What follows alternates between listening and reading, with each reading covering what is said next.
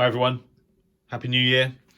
It's New Year's Day, and as has become a sort of annual event, this is a review of the WRTH 75th anniversary edition for 2021. I do this every year. I've been collecting these since I got back into radio in 2015, and as I've said many times before, in my personal opinion, this is the reference or the Bible for DXers. There are lots of really excellent online resources these days for shortwave schedules, medium wave stations, etc. But I can't remember the WRTH ever being wrong in terms of trying to identify a station, that actual process is becoming a bit easier on shortwave because obviously there are less stations broadcasting in general. Which means there are less stations broadcasting on the same frequency. But nevertheless, there are still anomalies, and this is the book that I use. And actually, as a good example of that, as some of you are aware, I've been a bit concerned about Radio Diffusora Roraima. And if I go to shortwave stations of the world and go to 4875 kilohertz,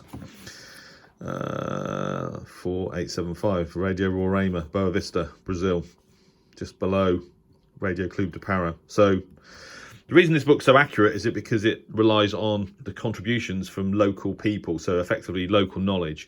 And if you go up in frequency to 4940, there is La Montana, Colombia, the new Colombian station that's been copied in various parts of the world, and also Radio San Antonio, Peru, which I think is relayed via TWR Bonaire, that I heard for the first time a couple of months ago, trying to hear La Montana. So just as an example, and when you're down in sort of 120 meters, 90 meters, obviously there are very few stations there, and quite often it's difficult to hear or see any signal on an SWR.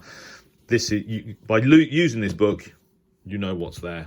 So it's quite expensive. I think it's 30 or 35 quid, but it's worth the money. And anyone that's into shortwave radio or DXing, in my opinion, should get this book and buy it. And part of the reason for that is because in the UK there are really only two kind of print resources for radio listening in print, and that one is this annually, the other is Radio User Magazine. Of course there's Practical Wireless, but that's obviously more for ham radio, and I think that we should do everything we can to support this book. There were concerns a few years ago that it might eventually go over just to online or PDF format only, so electronic in the way that the Spectrum Monitor has, but I prefer to handle a book, as I'm sure a lot of you do, and the best way to ensure that continues is to buy this book. So as is normal, I'm going to just review some of the contents. I'm not going to explain how the book works because those of you that have the book know, and that's available elsewhere, but just going to review the contents. And then what I'm going to do is I'm going to then record another video and just try to assess the state of shortwave in particular by comparing the quantity of stations in this book versus previous years, and the results of that are actually quite interesting. But anyway, first page, AOR, an advert that basically sort of covers their entire range of receivers. AOR makes some very, very good products, and they were well represented last year in the 2020 edition. BBC World Service are in here, which is great. I think this is the same design of advert as last year, but obviously great that they're there. Another full page advert for the AR5700D, superb radio, quite expensive. Win Radio with the Excalibur Sigma always seem to advertise in this book, which is excellent as well. That's a top-end SDR receiver that is probably out of reach of most pockets, but good that they're here. And then going back to the local knowledge, so here's a list of the contributors for 2021, and this is one of the reasons why this book, this reference, is so accurate. And so this year there's a kind of profile of Stig Hartvig Nielsen, who I don't know, but he contributes, as you can see, for the sort of Caribbean region.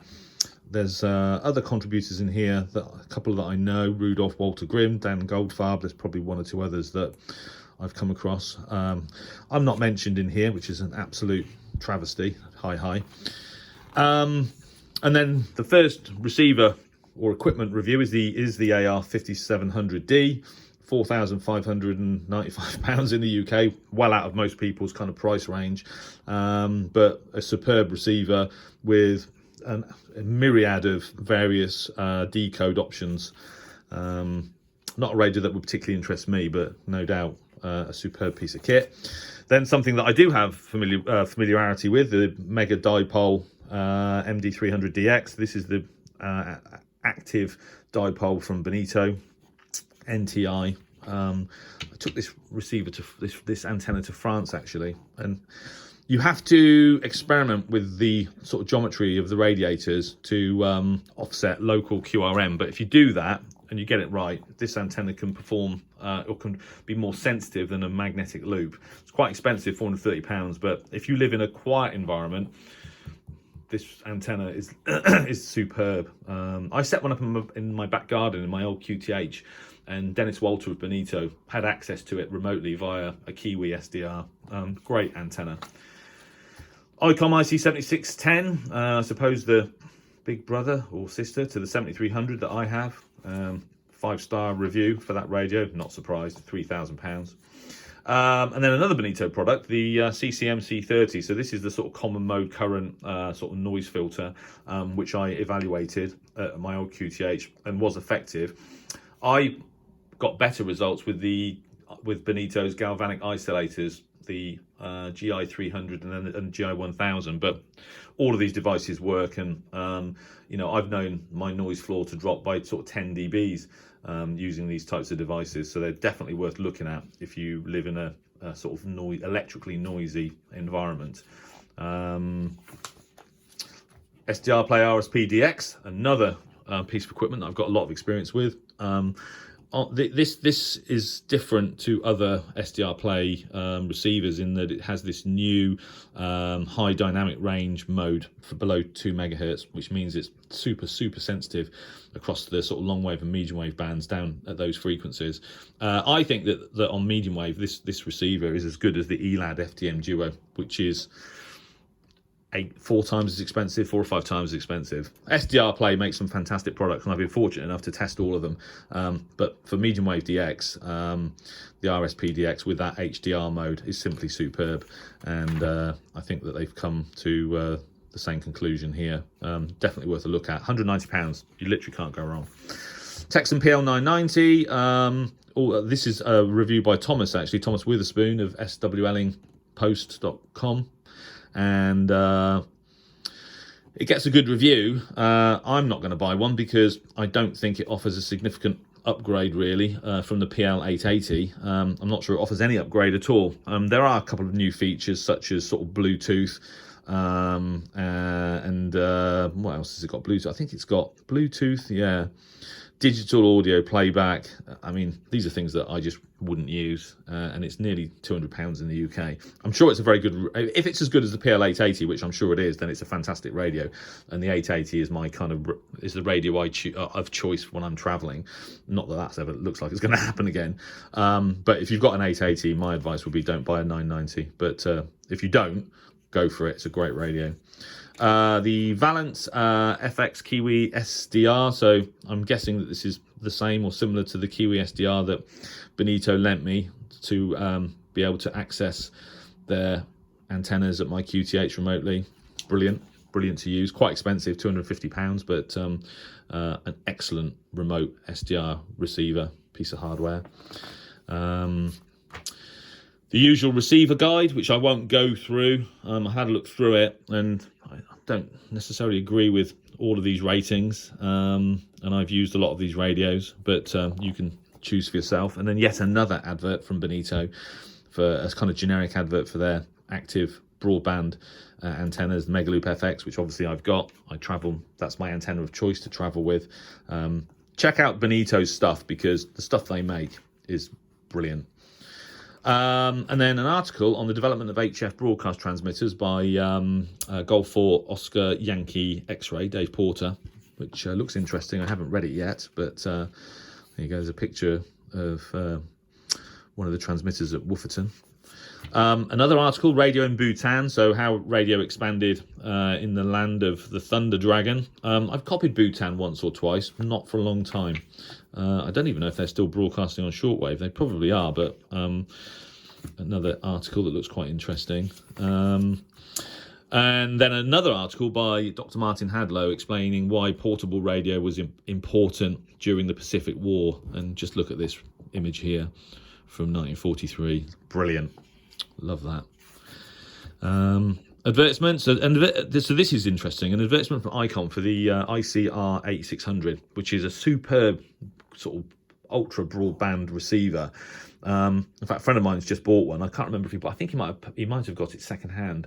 They're a lot of money, but superb radios. Nice to see ICOM in the WRTH. I can't remember the last time that happened. I can't remember if I've seen an advert from them in the last 5 years that I've been buying this. Maybe I'm wrong, but good to see them in there. And then the usual sort of DX Club adverts. This is interesting, Scandinavian Weekend Radio. So this is a radio station run by volunteers, low power, that operates at weekends. And I've copied them, I think, once or twice. But I haven't read any of these articles yet, but it's that's going to be an interesting read, because the entire sort of premise of the station is it's run kind of by volunteers that just do it for the love of radio. So and they've been going 20 years, so that's amazing. Full page advert for Radio User and Practical Wireless. Good to see that. I'm due to be writing another article for Radio User imminently. But it got postponed because the piece of I won't say what it is, I'm not allowed to, but the piece of hardware that I'm going to be doing a review on was late coming out of the factory, so it hasn't been done yet. But this is the other publication that we should all support for sure. Well, and Practical Wireless if you're into ham radio. And then HF broadcasting reception conditions as expected during 2021. Here we are at at the end of cycle 24 and starting the new cycle 25. So from here on in, things can only get better.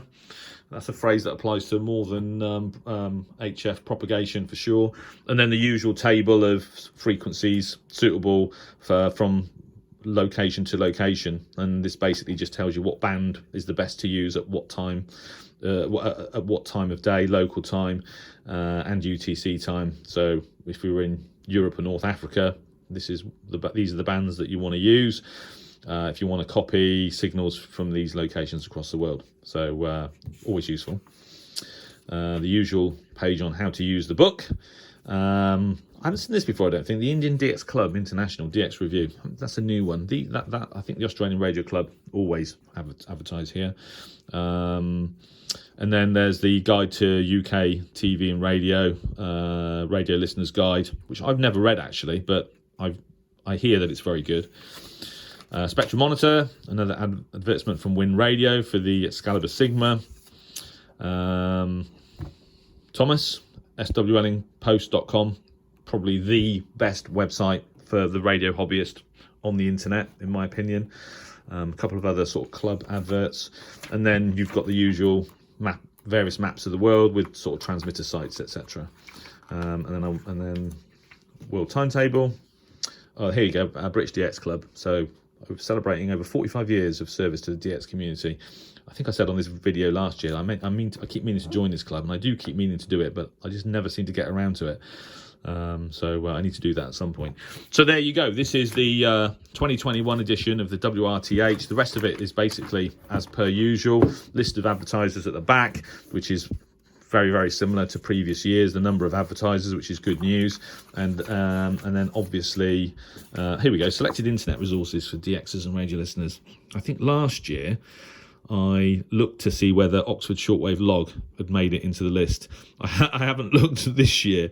I don't think I've made it on there, but there are a lot of very good websites on here. And probably if I contacted them, this book is actually published in Summertown, just outside Oxford. It's literally the offices are probably about 4 miles from where I am right now at my QTH. So the publishers are local, and if I actually phoned them up and said, "Can you put me in this list?" they probably would. But again, I just don't ever get around to doing it. But anyway, an interesting list of online Resources. Just trying to think here. News, BCDX Top News, Beaner's DX Digest, DX Fanzine, DX Listening Digest, Shortwave Bulletin. So a lot of these you'll be familiar with, I'm sure, but take a look at it. And then lastly, this is the one that's interesting, shortwave stations of the world. So this is the list of shortwave stations by frequency, starting on 120 meters, all the way up to, there you go, what's the last station on here? There you go. Budapesti, Muzaki, Egyptian Budapest, whatever that is, 26.060 kilohertz. So there you go, several pages of shortwave stations. So this is basically all of the shortwave stations that broadcast on shortwave. This is all of them by frequency. And what's interesting is to compare how many stations in the book this year versus last year and the year before that and the year before that, which is what I'm going to be doing next. And also, of course, in terms of what I only speak English and smattering of Portuguese, so obviously broadcasting English is of interest, and again interesting to review the number of pages of English broadcast versus previous years. So there you go, that's the book. And then obviously there's listings of TV and radio by country in a lot of detail. So there you go, WRTH 2021.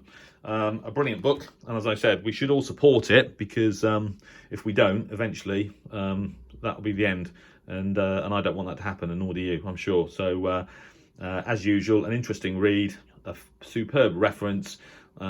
Always worth going to this book before going to an online resource, or maybe doing both, and if they correlate, you know, you should find that you're on the right track. But absolutely brilliant book, and I thoroughly recommend it. That's it from me.